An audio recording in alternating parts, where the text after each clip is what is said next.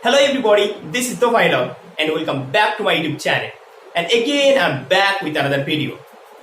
আজকের এই spoken English ক্লাসে আমি তোমাদের সঙ্গে শেয়ার করতে চলেছি টাইম রিলেটেড কিছু ইংরেজি শব্দ। এই শব্দগুলি তোমাদের ভোকাবুলারিকে গ্রো করতে সাহায্য করবে। এন্ড অ্যাজ ইউ নো, তুমি যদি ইংলিশে কথা বলতে চাও তাহলে কিন্তু তোমাকে বেশি বেশি করে ওয়ার্ড স্টক করতে হবে। সো আজকের এই ভিডিওটাতে তোমরা অনেক কিছু ওয়ার্ড শিখতে পারবে, স্পেশালি টাইম রিলেটেড ওয়ার্ড, যে ওয়ার্ডসগুলো আমরা প্রতিদিন ব্যবহার করে থাকি। Okay, so keep watching this video till line end let's get started. Okay, so দেখিনি আমরা তাহলে। তো প্রথম সবথেকে একটা কমন ওয়ার্ডস এবং প্রতিদিন আমরা এই ওয়ার্ডসটাকে ইউজ করে থাকি, আজ। মানে এটা কি? আজ। বাংলাতে আমরা আজ বলি, তো এটাকে ইংলিশে আমরা কি বলবো? টুডে। কি বলবো? টুডে। টুডে মানে হচ্ছে আজ, ঠিক আছে? তাহলে আজ এটাকে আমরা ইংলিশে বলবো টুডে। আজকে যদি বলি তবুও আমরা কি বলবো? টুডে বলবো, ঠিক আছে? টুডে। তো পরের শব্দটা হলো আগামীকাল। কি বলতো? এখানে কি বলছে? আগামীকাল। তো আগামীকাল, তো এটাকে আমরা ইংলিশে কিভাবে বলবো? আগামীকালের ইংরেজি হলো টুমরো। টুমরো। টুমরো মানে হচ্ছে আগামীকাল, অর্থাৎ যেটাকে আমরা বলে থাকি নেক্সট ডে। আজ আছে, আজকের যে পরের দিনটা হবে ওটাকে আমরা কি বলবো ইংলিশে? টুমরো। টুমরো কথার অর্থ হচ্ছে আগামীকাল। তাহলে আমরা এখানে কি লিখবো? টুমরো। টুমরো হয়ে গেল। তাহলে কি হলো? আগামীকাল টুমরো। আগামীকাল টুমরো। ওকে, নেক্সট গতকাল, অর্থাৎ যে দিনটা হয়ে গেছে গতকাল। তাহলে গতকালকে আমরা ইংলিশে কি বলবো? গতকালকে আমরা ইংলিশে বলবো yesterday. yesterday. ওকে, yesterday. yesterday হয়ে গেল। একদম এই ওয়ার্ডস গুলো আমি জানি যে খুবই কমন ওয়ার্ডস, ঠিক আছে? আর এই ওয়ার্ডস গুলো আমরা প্রতিদিন ব্যবহার করে থাকি, ঠিক আছে? তারপরে দেখে না সকালবেলা। এটা আশা করি সবাই জানো তোমরা যে সকালবেলার ইংরেজি কি হবে। সকালবেলার ইংরেজি হবে মর্নিং। মর্নিং। ওকে, মর্নিং। মর্নিং, ঠিক আছে? তাহলে সকালবেলা ইংলিশ হয়ে গেল মর্নিং। এবার নেক্সট ওয়ার্ডটা দেখিনি। নেক্সট ওয়ার্ড কি রয়েছে? বিকেল বেলা। বিকেল বেলা। তাহলে বিকেল বেলাকে ইংরেজিতে কি বলবো? আশা করি ইউ নো ইট।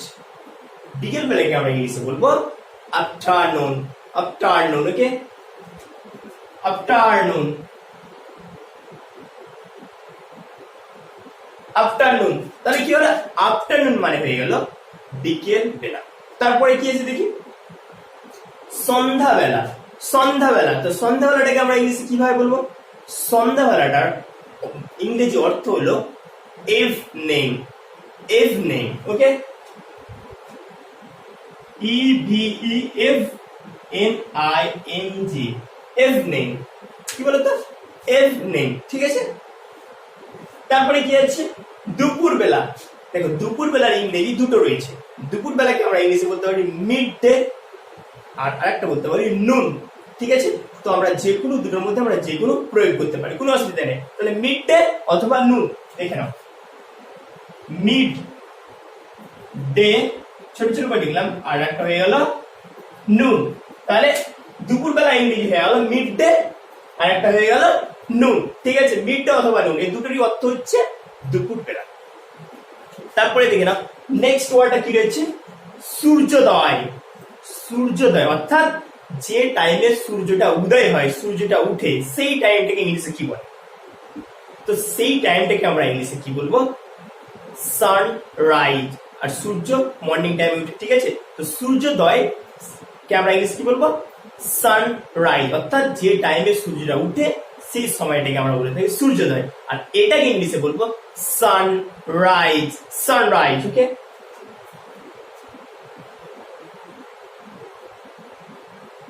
সানরাইজ। তারপরে আছে সূর্যাস্ত। কি আছে এখানে?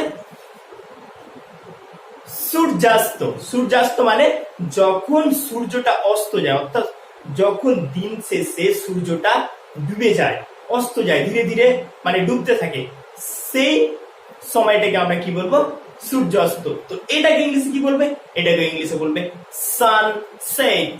সানসেট, ওকে, সানসেট।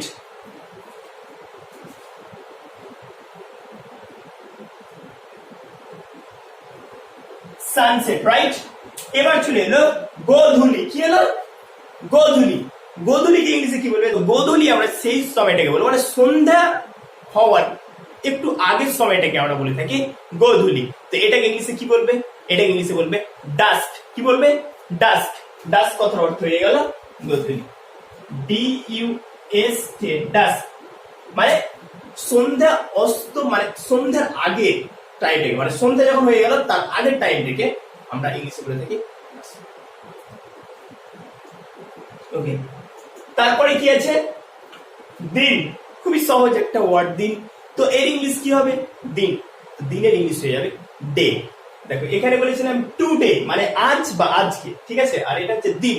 তো দিনের ইংলিশ আমরা নরমালি বলবো ডে, ডে, ঠিক আছে, ডে, ওকে। ডে মানে দিন। তারপরে আছে রাত। আশা করি তোমরা সবাই জানো যে রাতের ইংলিশ কি হবে, রাতের ইংলিশ হচ্ছে নাইট। নাইট, বললাম নাইট।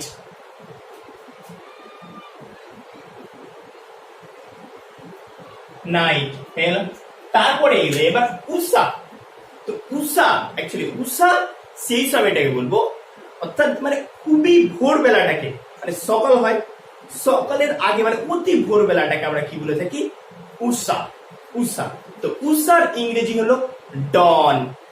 ডন বলতে সেই ডন না, ঠিক আছে, ডন, DAWN, ডন, ওকে, ডন, ঠিক আছে। তারপরের ওয়ার্ডটা হলো সপ্তাহ। সপ্তাহ। সপ্তাহ কথার অর্থ হচ্ছে, সপ্তাহ কথার ইংরেজি অর্থ হচ্ছে উইক। উইক। উইক বানানটা কিন্তু দুই রকমের হয়, একটা আছে WEAK, উইক। উইক মানে দুর্বল। আর যেটা সপ্তাহের উইক হবে, মানে সপ্তাহ যেটা ইংলিশ হবে উইক, সেটা হচ্ছে WEEK, উইক। WEEK, week. এটা উইক মানে কি, সপ্তাহ। উইক মানে সপ্তাহ। তারপরে চলে এলো এক পক্ষ। দেখো এই ওয়ার্ডস গুলো কিন্তু খুব কম ইউজ করে, বাট ইউ শুড নো ইট। এক পক্ষ। তো এক পক্ষ কত দিনে হয়, 15 দিনে হয় এক পক্ষ, মানে 7 দিনে এক সপ্তাহ হয়। তো সপ্তাহের ইংলিশ কি আমরা উইক বলে দিলাম। এবার চলে এলো এক পক্ষ। তো এক পক্ষ কত দিনে হয়, এক পক্ষ হয় 15 দিনে। তো এক পক্ষের ইংরেজি হচ্ছে ফর্টনাইট। ফর্টনাইট।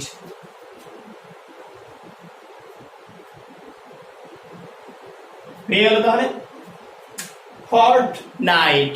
ফর্টনাইট কথার অর্থ হয়ে গেল এক পক্ষ। তারপরে চলে এলো কমন একটা ওয়ার্ড, মাস। মাসের ইংলিশ কি, মান্থ। কি বলবে, মান্থ। মান্থ মানে হয়ে গেল মাস, ঠিক আছে। দেখো আমি জানি যে এগুলো খুবই একটা সহজ ওয়ার্ড, ঠিক আছে, খুবই কমন, একদম বেসিক লেভেলের এগুলো ওয়ার্ড, ঠিক আছে। এই ওয়ার্ড গুলি সম্পর্কে আশা করি তোমরা সবাই জানো, ঠিক আছে। মান্থ, ইয়ার, এসব কমন ওয়ার্ডস, ঠিক আছে। তারপরে চলে এলো কি বছর। বছরকে আমরা ইংলিশে কি বলবো, ইয়ার। ইয়ার। ইয়ার। ইয়ার মানে কি, বছর। তারপর চলে এলো 10 বছর। হ্যাঁ, এবার 10 বছরকে ইংরেজিতে কি বলবে, মানে এক থেকে শুরু করে যখন 10 বছর হয়ে যায় তখন সেই পিরিয়ডটাকে কি বলবো ইংলিশে, সেটাকে আমরা ইংলিশে কি বলবো, ডিকেড। ডিকেড।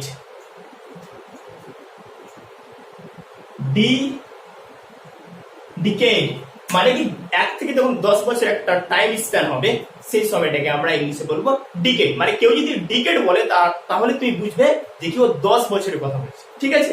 ডিকেড মানে 10 বছর, ঠিক আছে, মানে এক থেকে শুরু করে যখন 10 বছর হবে সেই টাইমটাকে একসঙ্গে বলা হয় ডিকেড। ডিকেড মানে 10 বছরকে বোঝায়, ঠিক আছে। এবার তারপরে চলে এলো এক শতাব্দী। তো এক শতাব্দীকে এবার ইংলিশে কি বলবে, এক শতাব্দী বলতে 100 বছরকে একসঙ্গে কি বলা হয়, 100 বছরকে একসঙ্গে বলা হয় এক শতাব্দী, ঠিক আছে। তো এটাকে ইংলিশে বলবে সেঞ্চুরি। সেঞ্চুরি।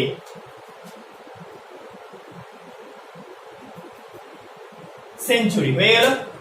তারপরে চলে এলো খ্রিস্টপূর্ব। খ্রিস্টপূর্ব, ঠিক আছে। তো খ্রিস্টপূর্বকে আমরা ইংরেজিতে বলবো বিফোর ক্রাইস্ট, সংক্ষেপে কি বলবো?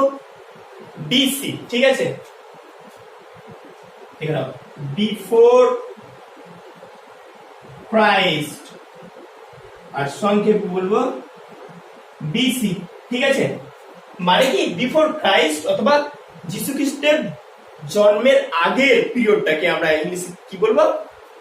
বিসি বলবো, আর মানে সংক্ষেপে বিসি, আর ইংলিশে বলবো বিফোর ক্রাইস্ট, ঠিক আছে। তারপরে চলে এলো খ্রিস্টাব্দ। খ্রিস্টাব্দকে ইংলিশে কিভাবে বলবো? এডি, শর্ট ফর্মে কি বলবো? এডি, আর ফুল ফর্ম হচ্ছে অ্যানো ডোমিনি, ঠিক আছে। অ্যানো ডোমিনি, অ্যানো ডোমিনি, যেটাকে আমরা ইংলিশে কি বলবো? মানে শর্ট ফর্মে বলবো এডি, ঠিক আছে। ওকে, আর ইতিহাস পড়তে গিয়ে স্পেশালি বিসি আর এডি অর্থাৎ বিফোর ক্রাইস্ট এবং অ্যানো ডোমিনি, খ্রিস্টপূর্ব, খ্রিস্টাব্দ, এইগুলো মানে বেশি আমরা দেখতে পাই ইতিহাস সাবজেক্টে, ঠিক আছে। তো আজকের এই ছিল টপিক, খুব একদম ছোট্ট টপিক। এই ওয়ার্ডসগুলোকে বারবার এগেন আর এগেন তোমরা স্পেশালি তোমাদের ফ্রেন্ডসদের সঙ্গে, ফ্যামিলি মেম্বারদের সঙ্গে প্র্যাকটিস করবে, তাহলে বেশি বেশি করে মনে রাখতে পারবে। And thanks for watching this video. ভিডিওটি যদি ভালো লাগে তো অবশ্যই লাইক করবে এবং বাংলা থেকে ইংরেজি শেখার জন্য আমার এই চ্যানেলটিকে সাবস্ক্রাইব করুন। Thank you.